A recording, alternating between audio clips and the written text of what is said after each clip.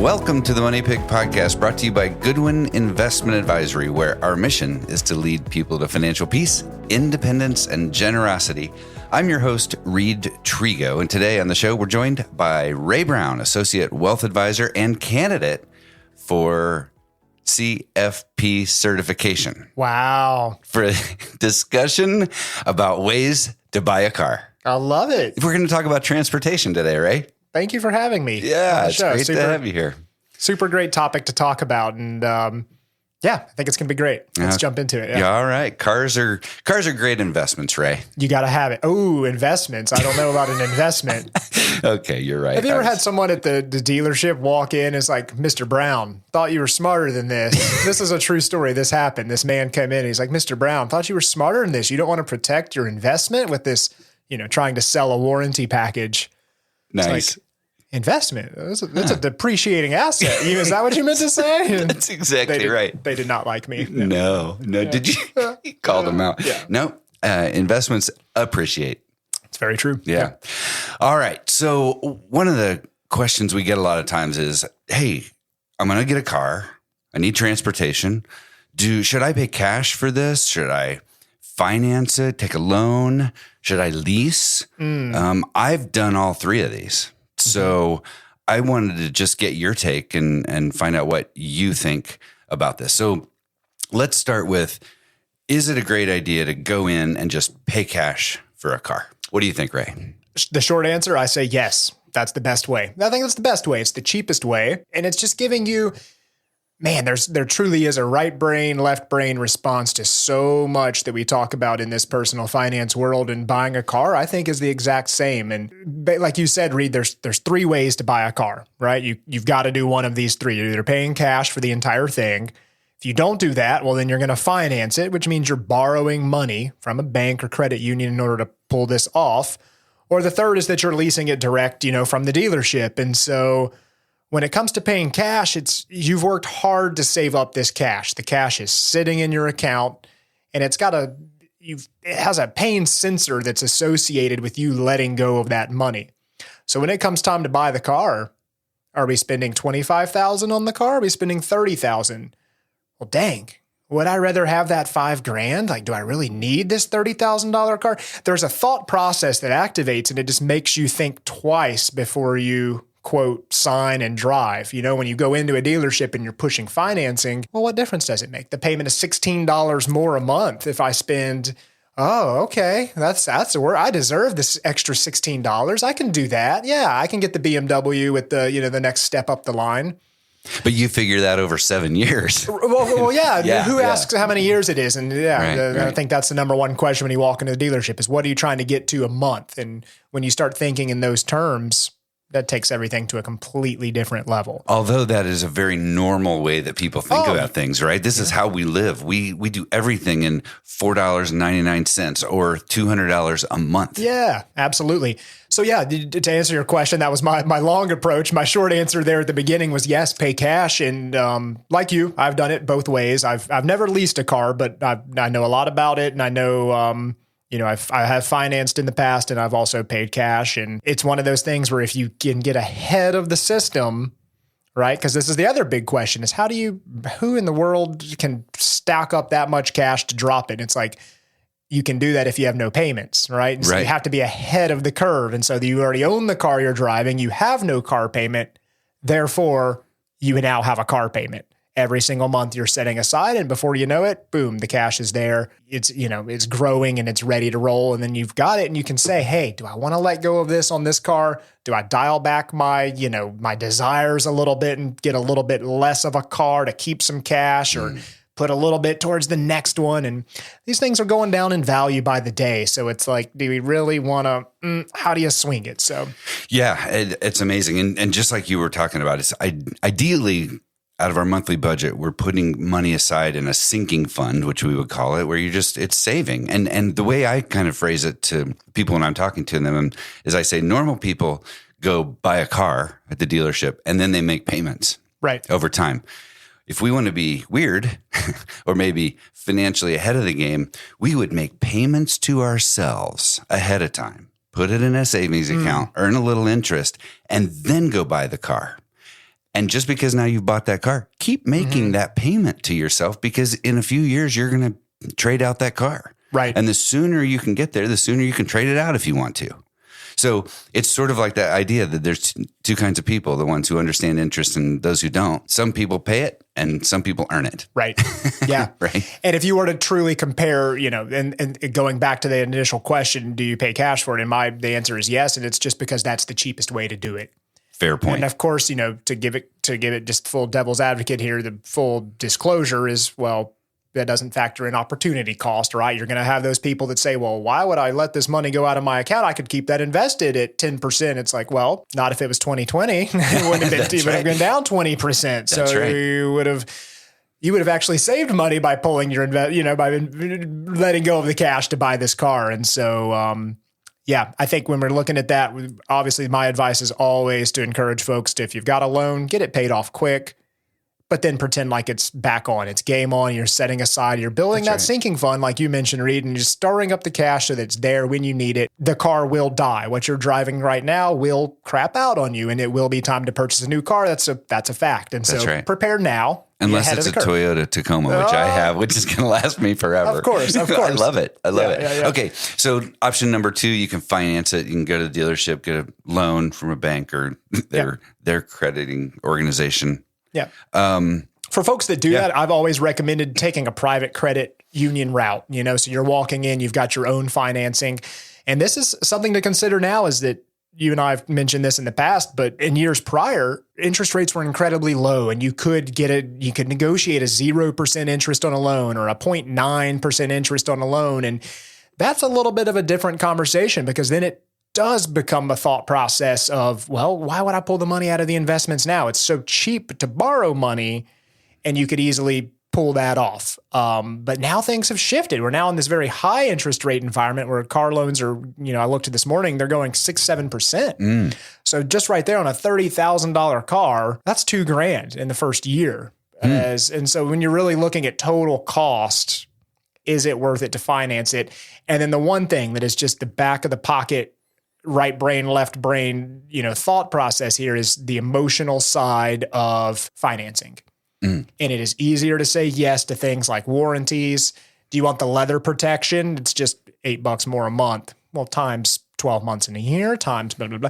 What is the true cost of the car? And we know that it costs a whole lot more when you do finance it. It's easier to say yes to things. It's easier to have that like lifestyle creep where you say like, I do deserve that upgraded trim package, or I want the better wheels. And you start, if you're just signing your name, there's no emotion. You've not exchanged any money. And so there's no pain sensor in the brain that's activated. You're just, it's monopoly money. It's why I like to carry cash and use it at the grocery store a lot. I like to feel it leaving my hands every once in a while. And if you are going to finance, look, we got to be honest. A lot of people, especially early young folks, 20, 30 years old, it's hard to save up $25,000 or $30,000 to go pay cash for a car.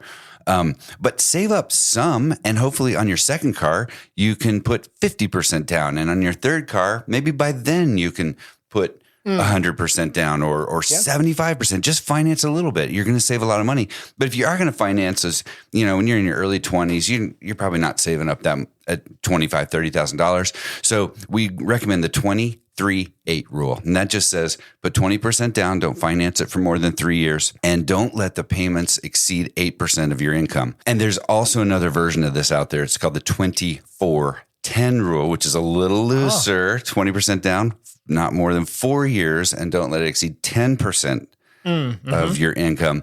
But 23-8, keep it on the conservative side, because this is the kind of thing you don't want to mess with, but it'll help you figure out where your payment needs to be. Run through those numbers again. So you said 20% down. Yep. Don't finance for more than 3 years. 3 years. So that's a short time span. And then keeping the payment at 8% of your take-home pay, or your net or your gross income. Okay. Per month. Okay. Yep.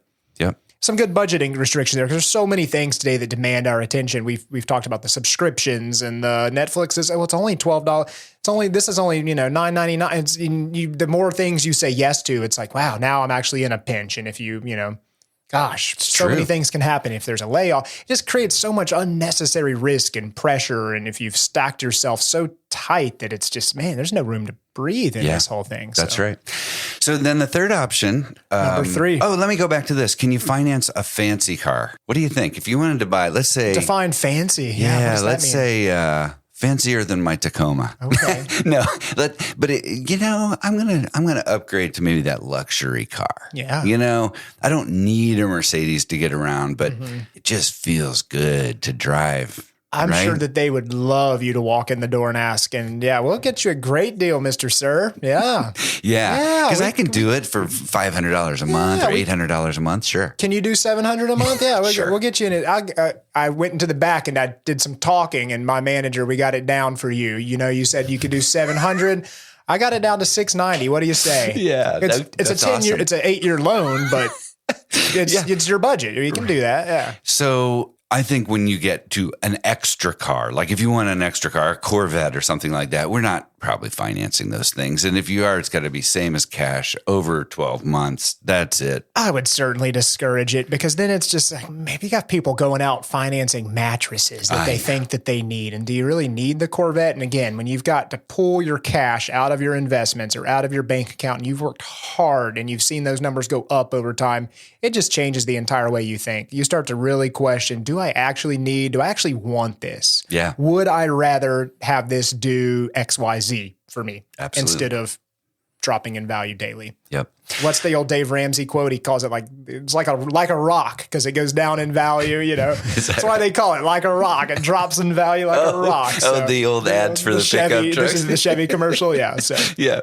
All right. And then the third way is you can lease it, or some people call fleece it. But I will say there are circumstances where leasing might make sense for people. Yeah. What are your thoughts on that? Well, I thought it made sense, and I don't think it was a bad financial decision in a few years ago. I guess probably 7 years ago, my daughter turned 16. They had this good deal going on the electric cars, right? Mm-hmm. Tax credits, state, federal, all this stuff. And so we leased a Nissan Leaf. It was $300 a month for 2 years. This is the car my daughter drove. Mm-hmm. I think my wife drove it for a little while. We all liked it. It had some zip in it. Mm-hmm. I mean, the thing weighs about 22 pounds, so it can get up and go. Yeah. But we did like it. And then they offered us a third year. I'm like, we just did it for a third year. So I don't feel like we spent that much money on that car. Yeah. And this is where it truly gets into that. If you've got the crystal ball and you know exactly what's in the store for your future, like, hey, I'm on work assignment. I'm in Atlanta, Georgia. I'm working here for 2 years. I don't want to deal with negotiating to buy a car. I don't want to then have to turn around and sell this car at the end of this term. And it's a short term, I think there's a lot of, the sophisticated folks that feel like, leasing a car is what fancy people do, and this is the right thing to do. Or I'm an executive and I need to have the newest model, and I'm a real estate agent entertaining clients. And so if that's your business motive and you like to operate in terms where you work out of rental cars, I think it's acceptable, but you just got to know it comes with a price premium, right? So it is more expensive, but hey, so is going to a fancy gym, right? You could go to the Planet Fitness, or you can go to the $50 a month gym, and neither's a right or wrong answer. It's just, I know that one costs me more, but it satisfies an emotional. You can also go run out on the street. Exactly. And that's free. Yeah. Interesting. Yeah. I think, and I do think if people absolutely are driven to replace their car or upgrade their car every 2 years or whatever, maybe this makes sense. It's less hassle. They're like, again, you can do about anything for $400 a month or $300 a month. So with those, we just have to be super aware of like the hidden costs. There are so much upfront costs that are baked in. There's tons of horror stories of folks that have gone over in the mileage. The paperwork is tricky. It's just an all-day affair at the dealership. And it's do you really want to be in this spider web of dealing with all of the, it's just a lot that goes into it, and there's fees. And let's be real. If the car company was giving you this car and charging you for it, and you're giving it back to them at the end of your term, we know they're not losing money. Like, they're not doing this for you. There is certainly something in it for them. They're in business to make money. And so do you have a one-off transaction in and out with them, or do you have a relationship where you're, the slave to the car for 2 to 3 years? And again, I think there could be a time and place for it. But with that comes some added costs, and it's not to say it's a bad thing or the wrong thing for you, but just yeah. Well, and sort of like we started talking about at the beginning, is I like to buy things that appreciate, right? If I'm going to invest in something, well, a car is not an investment. So I always think I want to buy things that appreciate and I want to rent things that depreciate. Right. But a car, I tend to want to not have debt on it. I don't want to pay that price premium you were just talking about. And I sort of think maybe it's different in this case because this is a use asset, right? It's something, I don't know. So this would be my thought process. Just super simple math. Say we buy the car right now for $30,000. I'm going to sell it in just a couple years for $20,000 as a used vehicle. Say I even buy it used. We didn't talk about this, but I always recommend buying a used car. Great point. Because someone else is taking the depreciation hit. It loses so much in value instantly. The fact that it is now a used car means it's worth less. So absolutely, I will buy a gently used car. It's new to me. And then, so anyways, $30,000, we buy this used car. We're going to sell it for $20,000, even $15,000 a few years down the road. The cost of operating that car, $10,000 to $15,000. You could not have leased it the same amount of time period for that low of a price. And so what is the most inexpensive way to operate a motor vehicle?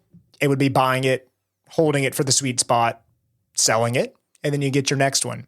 And for folks that don't have the cash ahead of time, the best advice is always you buy what you can afford. That's right. There is no shame in buying a $5,000 Craigslist car, and it is not forever. It is it's doing its purpose for a short period of time, and then you're cashing out, you're upgrading, you're continuing to save on the side. Next thing you know, you're in a $10,000 car. Next thing it's 15, 20, and you're just playing the game. You're upgrading each step of the way and kind of rewarding yourself along the journey. So it's perfect. Never finished. Yeah. Perfect. Love it. Thanks, Ray. You rock. Thanks for having me. Yeah, super fun. And as financial advisors, we manage and rebalance people's portfolios of assets, right? But the real value is that we work to understand our clients' individual goals so we can have these types of planning conversations that are so personal and unique to each individual.